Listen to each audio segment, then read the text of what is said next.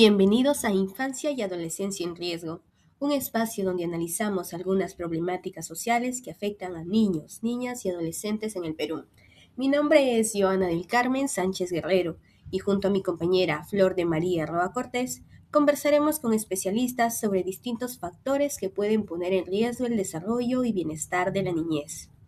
Así es, en este episodio abordaremos 4 problemáticas que siguen generando preocupación en la sociedad: la mendicidad infantil, el consumo de drogas en adolescentes, la trata de personas y la delincuencia juvenil.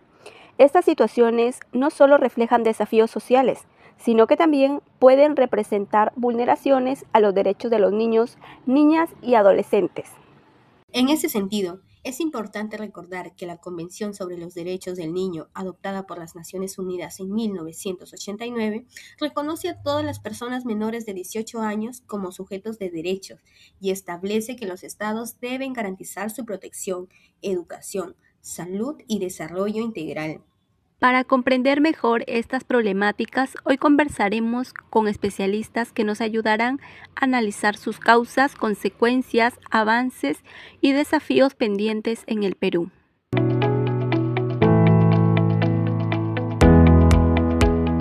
Iniciamos abordando la problemática de la mendicidad infantil.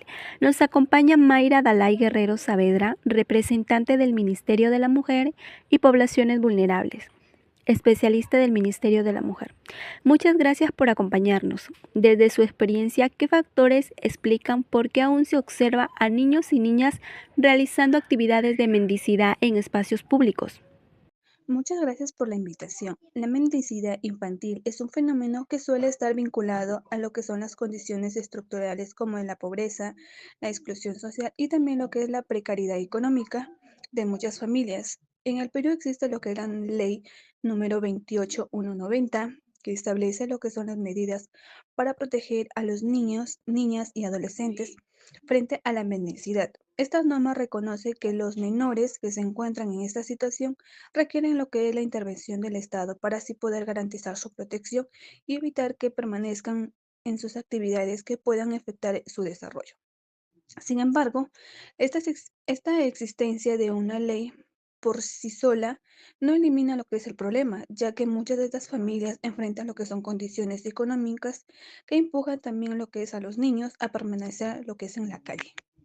En ese contexto, ¿qué riesgos enfrentan los niños cuando permanecen durante largos periodos en situaciones de mendicidad? Los riesgos son múltiples. Los niños que pasan muchas horas en la calle pueden quedar expuestos a la violencia, explotación laboral o abandono escolar o incluso lo que son las redes de delincuencia o trata de personas.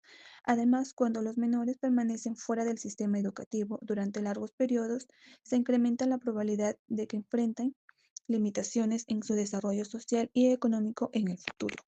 ¿Se han logrado avances en los últimos años para enfrentar esta problemática? Sí, según lo que es la información del Ministro de la Mujer y también lo que son las poblaciones vulnerables, más de 7.700 niñas y niños y adolescentes fueron lo que son retirados de situaciones de la mendicidad o el trabajo infantil, lo que son en muchos espacios públicos mediante lo que son los programas de intervención social. Este dato también demuestra que las intervenciones pueden generar lo que son los resultados positivos. Sin embargo, también uno de los desafíos es que estas acciones requieren lo que es la continuidad y el acompañamiento de lo que son las familiares. Porque si las condiciones sociales no cambian, existe lo que es un riesgo de que algunos menores vuelvan a lo que son estas situaciones.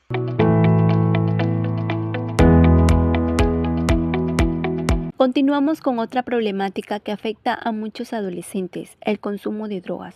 Nos acompaña Marcelo Marchena Diego Alexander, psicólogo especialista en prevención de adicciones juveniles. Doctor, ¿qué tan preocupante es actualmente el consumo de drogas entre adolescentes en el Perú? Sí, es una preocupación relevante. De acuerdo con el Estudio Nacional sobre Consumo de Drogas en Estudiantes de Secundaria, lo cual fue realizado por la Comisión Nacional para el Desarrollo y Vida sin Drogas, analizó información de más de 45.000 estudiantes. Aproximadamente 1.9 millones de escolares, alrededor del 9% de estudiantes, han consumido drogas ilegales al menos una vez. Además, cerca del 27% reporta consumo de alcohol. Esto es muy relevante porque el alcohol suele funcionar como una sustancia de inicio. ¿Qué quiere decir esto? Que viene a ser como una puerta de entrada que puede facilitar el contacto posterior con otras drogas. Este dato no significa que todos los adolescentes desarrollen adicciones, pero sí indica que una proporción significativa de jóvenes está teniendo contacto temprano con sustancias, lo cual incrementa riesgos para su salud y desarrollo. ¿Existen diferencias entre regiones o contextos sociales en relación con el consumo de drogas, doctor?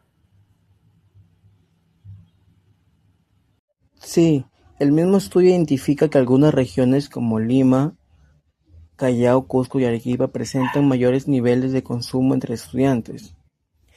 Esto sugiere que el problema no depende únicamente de decisiones individuales, sino también de condiciones del entorno, como disponibilidad de sustancias, contextos de violencia o falta de espacios recreativos seguros. Eso va a depender según la zona o, o el ámbito social donde estén los jóvenes.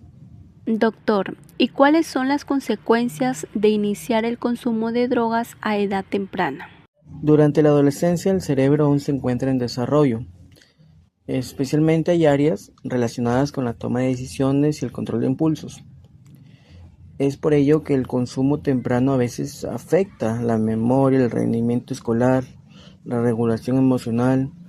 Además, diversos estudios internacionales han demostrado que mientras más temprano se inicia en el consumo, mayor es la probabilidad de desarrollar dependencia en la adultez. Por eso, las políticas de prevención se centran en retrasar la edad de inicio para así poder fortalecer factores de protección como el apoyo familiar y el vínculo con la escuela. Esto también muestra la importancia de fortalecer el derecho de los adolescentes a la salud y a la información, ya que la prevención temprana puede marcar una diferencia importante en su desarrollo.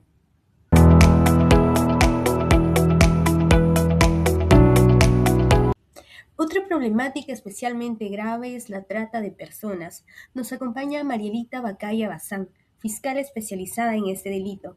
Doctora, ¿qué nos dicen las estadísticas recientes sobre la magnitud de este problema en el país?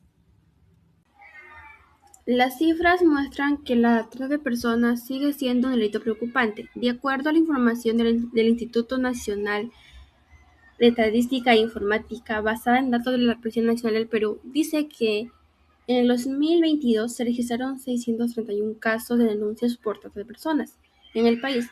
De estas denuncias se dice que el 63.2% correspondía a casos de explotación sexual y el 30.7% estuvo relacionado a la explotación laboral. Entonces, las estadísticas muestran que muchas de las víctimas son adolescentes y jóvenes.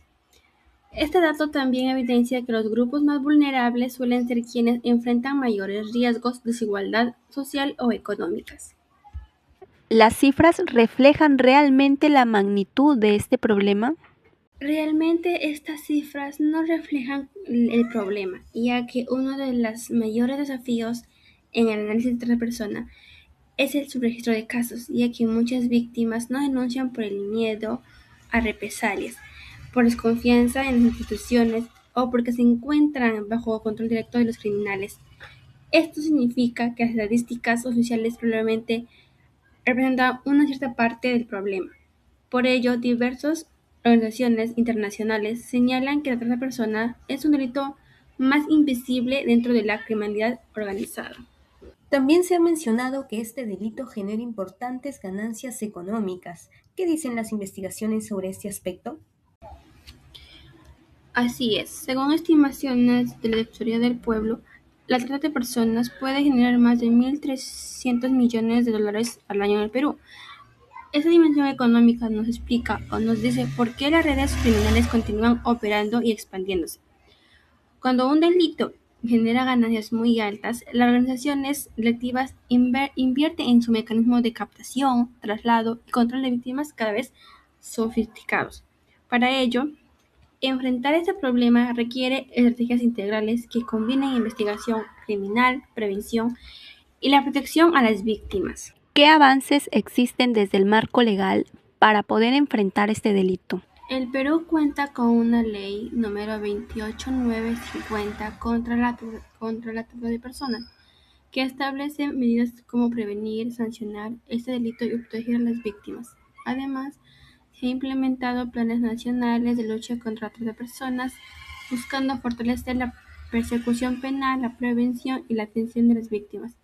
No obstante, los desafíos siguen siendo importantes, especialmente en la detección temprana de casos y la protección efectiva de las víctimas.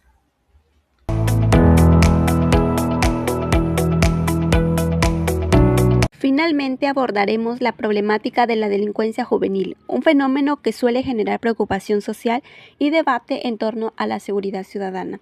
Para analizar este tema nos acompaña la criminóloga y analista en seguridad Sara Amy Orozco Girón.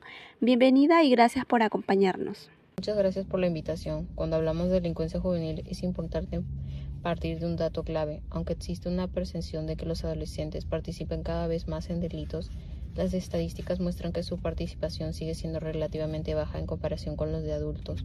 Ejemplo, datos del Ministerio Público indican que en 2023 aproximadamente el 1.5% de las personas denunciadas por delito en el Perú eran menores de 18. Sin embargo, el problema sigue siendo relevante porque involucra a jóvenes en una etapa de formación personal y social, donde la exposición a entornos violentos pueden afectar a su desarrollo y su futuro. En ese contexto, en los últimos años se ha discutido bastante sobre los cambios en la legislación relacionada con la responsabilidad penal juvenil. ¿Podría explicarnos qué modificaciones se han planteado y qué implicancias tienen? En 2024 se promulgó la Ley número 32.330 que introduce modificaciones en el sistema de responsabilidad penal juvenil, permitiendo que adolescentes de 16 y 17 años puedan ser considerados penalmente responsables en casos de delitos graves. Esta medida ha generado debate entre especialistas. Por un lado, algunos sectores consideran que pueden fortalecer la respuesta del sistema de justicia frente a delitos violentos. Sin embargo, varios estudios criminológicos advierten que el aumento de pena o el endurecimiento de sanciones por sí solo no reduce la delincuencia juvenil, especialmente si no se acompaña de políticas de prevención social. Actualmente, en los centros juveniles del país se encuentra alrededor de 1.800 adolescentes privados de libertad, principalmente por delitos como robo agravado. Esto muestra que el sistema frente al desafío no solo da sanción, sino también de lograr procesos efectivos de rehabilitación y reinserción social. Entonces, desde la criminología, ¿qué factores explican que algunos adolescentes lleguen a involucrarse en estas actividades delictivas? La investigación criminológica señala que la delincuencia juvenil suele estar relacionada con factores sociales acumulativos: pobreza y exclusión social, abandono, fracaso escolar, violencia familiar, falta de oportunidades educativas o laborales, influencia de entornos delictivos. Muchos adolescentes que ingresan al sistema de justicia juvenil provienen de contextos de alta vulnerabilidad social donde las oportunidades de desarrollo son limitadas. Esto nos hace entender que el desafío no solamente es responder al delito cuando ocurre, sino evitar que estos jóvenes lleguen a esta situación, ¿no? Exactamente, si se quiere reducir la delincuencia juvenil de manera sostenible, es fundamental invertir en educación, programas de prevención y oportunidades para los adolescentes, ya que estas medidas han demostrado que tener mayor impacto que las respuestas exclusivamente punitivas.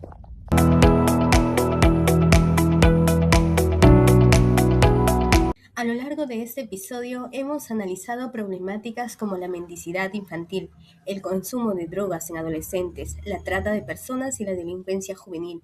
Más allá de sus diferencias, todas estas situaciones tienen algo en común.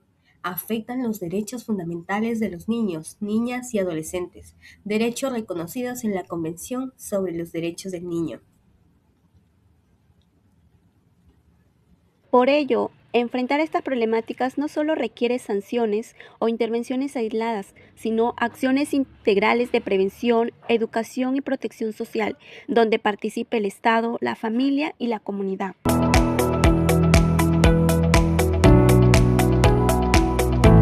Agradecemos a nuestros especialistas invitados por ayudarnos a comprender mejor estas realidades que afectan a la niñez y adolescencia en el Perú. Gracias a todos quienes nos escucharon en Infancia y Adolescencia en Riesgo. Nos encontramos en una próxima oportunidad.